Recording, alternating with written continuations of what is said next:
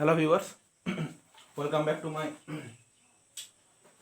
YouTube video channel again. Today we are going to learn from class 9 CBSE one chapter. The chapter name is Euclid's Geometry. This chapter is included in geometry portion. Chapter name is Euclid's Introduction to Euclid's Geometry.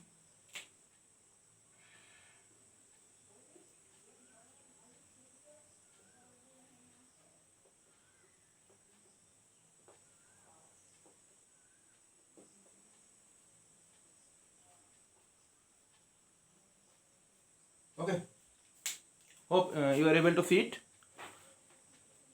So here some introduction is given.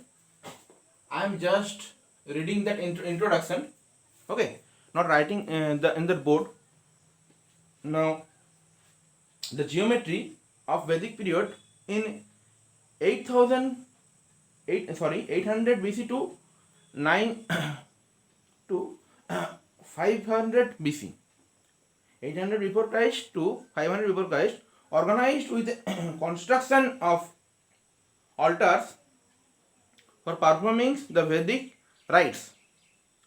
Square and circular altars were used to household rituals, while altars having shapes and combinations rectangle.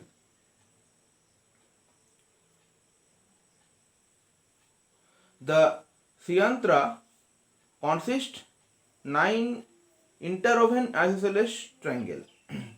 The Greek developed geometry in a very systematic manner. The three Greek mathematicians, namely Thales in 600 BC,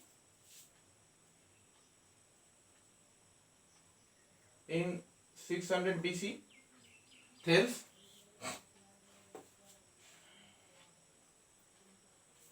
Next, Pythagoras in 572 BC.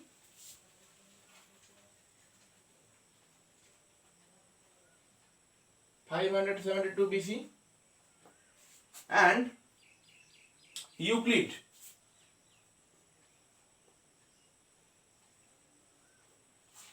Euclid 300 BC.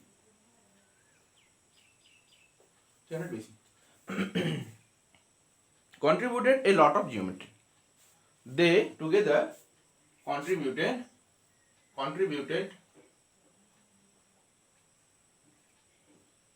a lot of geometry. Now, this chapter is consist of, in this chapter we are going to read some theorems, some axiom and some postulate related to given by Euclid in 300 BC. Understood that? So that is for this chapter scenario. So what is Euclidean geometry? What is Euclid geometry? The geometry in plane figure. Geometry in plane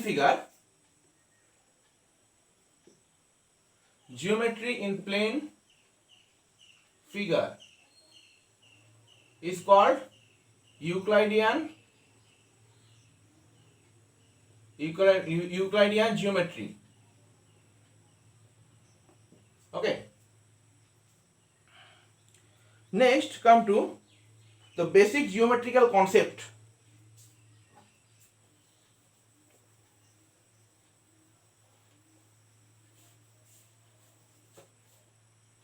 The basic geometrical concept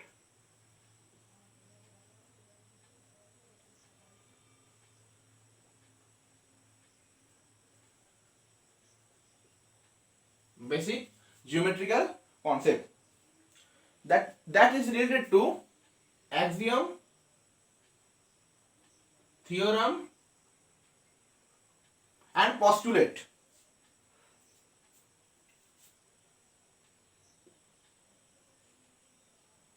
Postulates and corollary.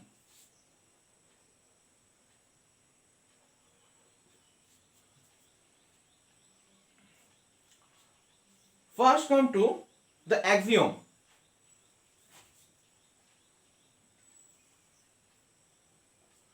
What is an axiom? The basic fact which is taken for granted without any proof. Basic fact taken for granted without any proof.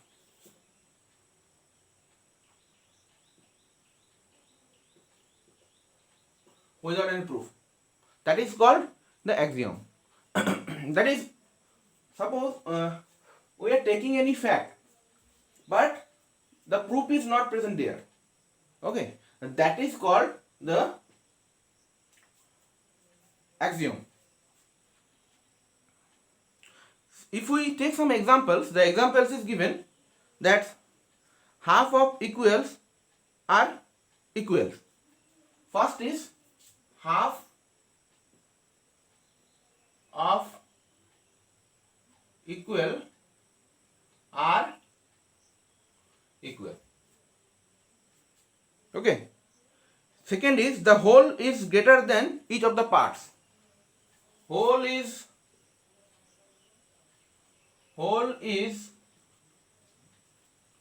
greater than each of the part. Okay. And the third is a line contains infinitely many points. These are the example. A line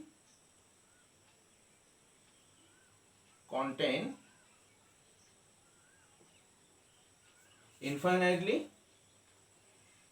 many points.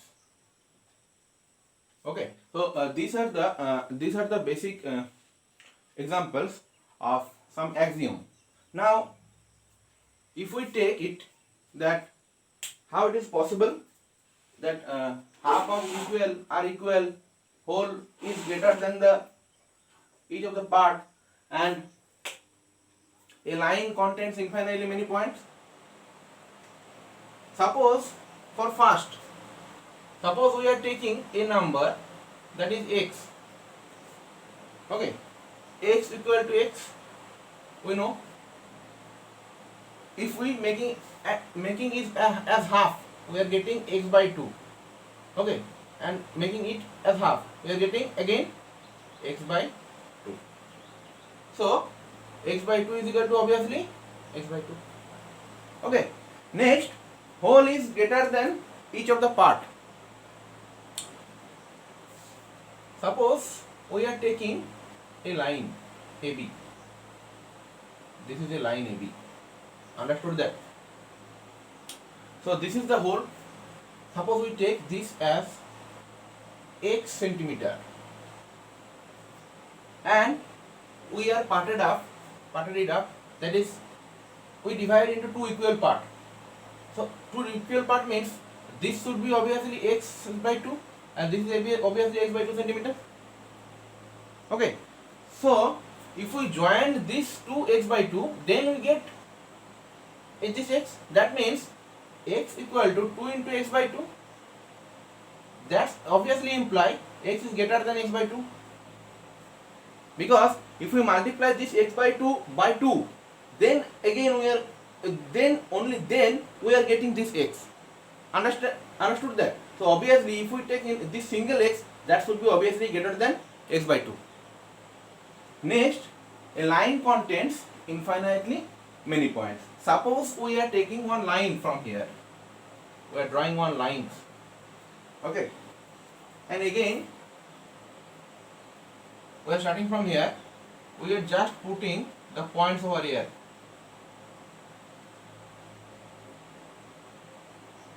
So if we have to fill up this length, by these points there should be infinite point there should contain infinite point should in between this straight line, as we can see here. Understood that? So that is the basic axiom of Euclid geometry. And to know about Euclid geometry, you first go through the axiom, theorem and postulate. All the chapter and all the exercise is related to this axiom, theorem and postulate and corollary, obviously. Understood that? So you have to remember that very carefully so that you are able to do the exercise. Next, move to statement.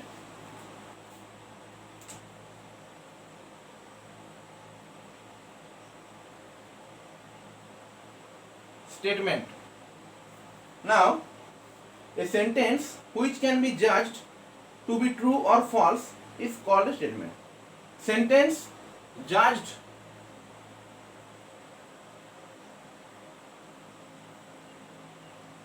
to be true or false, that is called a statement. Okay.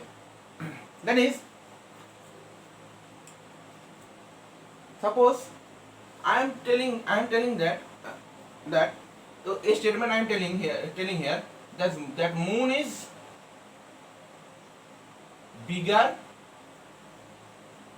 than the sun. So this is a statement. Okay. And the opposite statement, sun is bigger than the moon. Okay, so these are two statements. This is statement 1, this is statement 2. Statement 1 and statement 2. So we have to judge this statement is true or false. Now here obviously moon is not bigger than sun, so it is false, obviously. And here the sun is bigger than the moon, obviously sun is bigger than the moon, we know that. So that means it is true. So these are called the statements. Understood that? Next, move to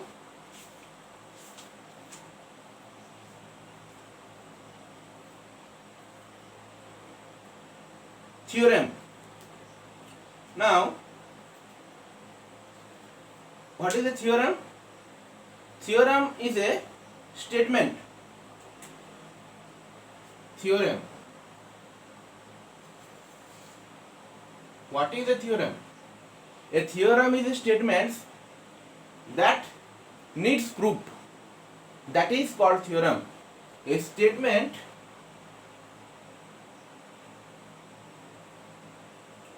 that need proof, it is called a statement. Theorem need proof. Okay. Without any proof, the statement can be never take granted. That is called a theorem. So again we are taking some example. The example is the sum of all angles around a point is 360. The sum of all angles of a triangle is 180.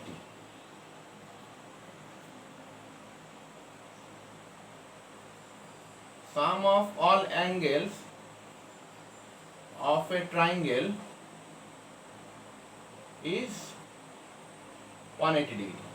Okay, and an angle formed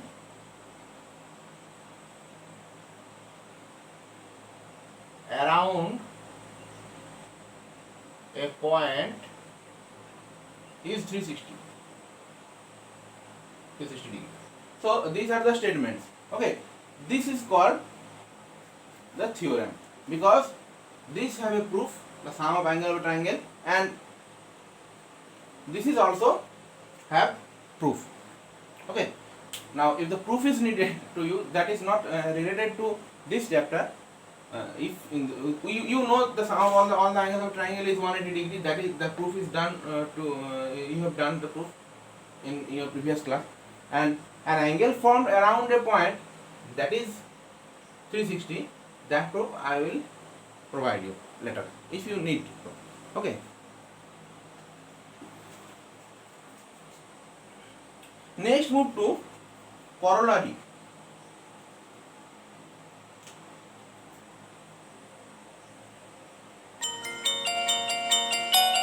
Corollary.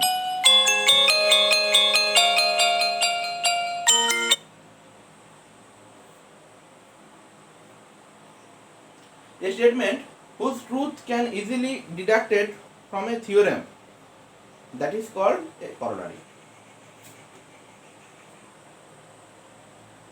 Proof is deducted from theorem.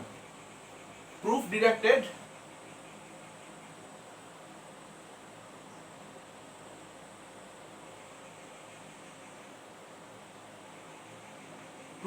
from theorem, that is called corollary. Next, move to Euclid's postulate. That is the main thing, Euclid's postulates. The first postulates that is given here by Euclid's, this you have to remember to make a solution of this chapter. The postulates of Euclid's postulate.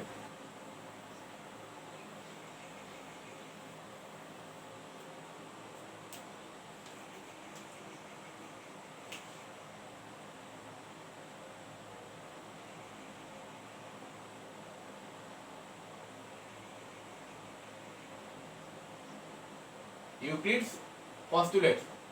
The first is a straight line may be drawn from any point to any other point. A straight line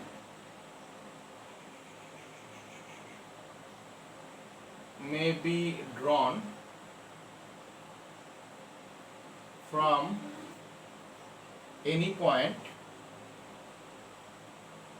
to any other point. Second, a terminated line can be produced indefinitely. A terminated line can be produced to indefinitely. Third postulate, a circle can be drawn with any center and any radius. A circle can be drawn with any center and any radius. Next, 4 is given here. All right angle are equal to one another. All right angles are equal to one another.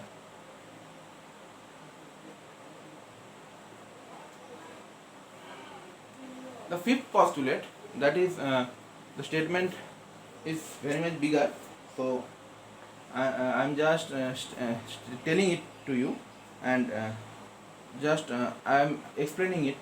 Now, if a straight line falling on two lines makes the interior angles on the same side, it taken together less than 2 right angles. That means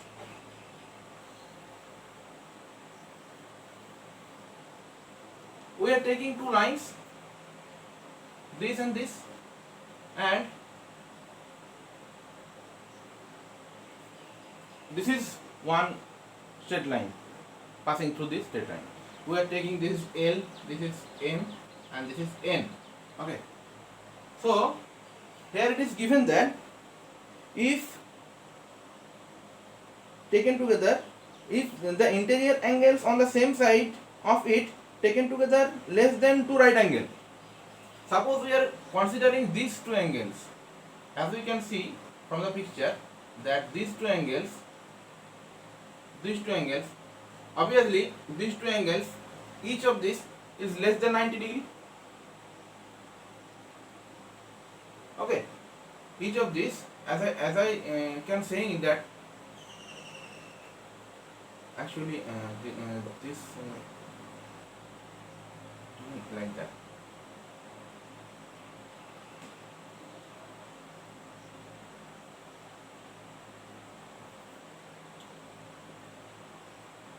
Actually, these two angles is less than 90 degree.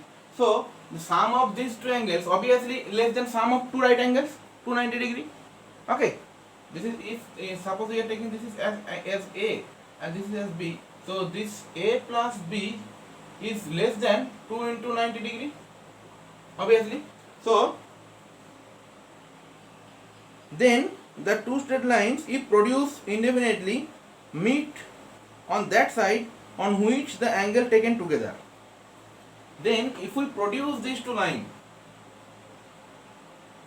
indefinitely,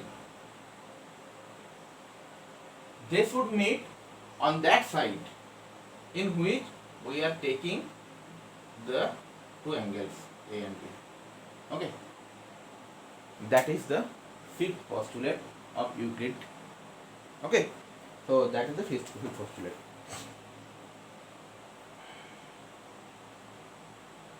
And the modification version of fifth postulate is given here. For every line L and for every point P not lying on L. Modification, this is the modification of 5. For every line L and for every point P not lying on L. Okay, there exists a unique line M passing through P parallel to, means there exists a unique line, only one line M that should passes through P and should parallel to L. No further line. Suppose we are taking another line, this type, this is not parallel to L. This type, this is also not parallel to L. This line, this is also not parallel to L. Only one line should be drawn to outside of a point of a given line that is parallel to the given straight line. Okay. So this is the fifth modification version of fifth postulate of Euclid geometry. Next, here some definitions are given. The first definition is point, next line segment, next what is ray, next line. I hope that you should know it very well. What is line segment, what is ray, you have already done this. Next, incidence in axiom on lines, collinear points, intersecting line, concurrent line.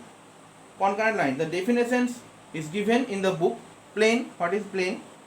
Okay. Next, here are some theorems. Next, what is parallel line? Next, some theorem. That is theorem 1. I am telling the statement only. Two distinct lines cannot have more than one point in common. That theorem.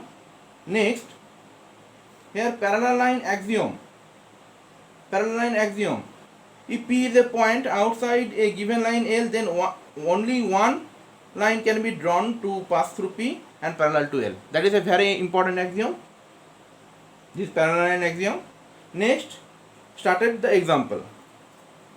So I suggest you that you should read some terms related to the geometry. Read it you. That's up to you. Points, line segment, ray, line. Okay. Incident axiom on line, intersecting lines, concurrent lines. You should read it yourself. And parallel line axiom. Okay. And here some examples is given and some proof is also given. So you just read it yourself. Next, we should start, after reading this, we should start exercise 3A. Okay. So that's it for today's topic or today's period. And here comes some review fact,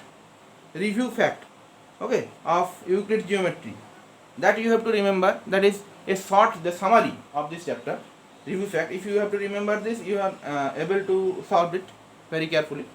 So exercise 3A is today EX 3A of RS Agarwal. RS Agarwal book.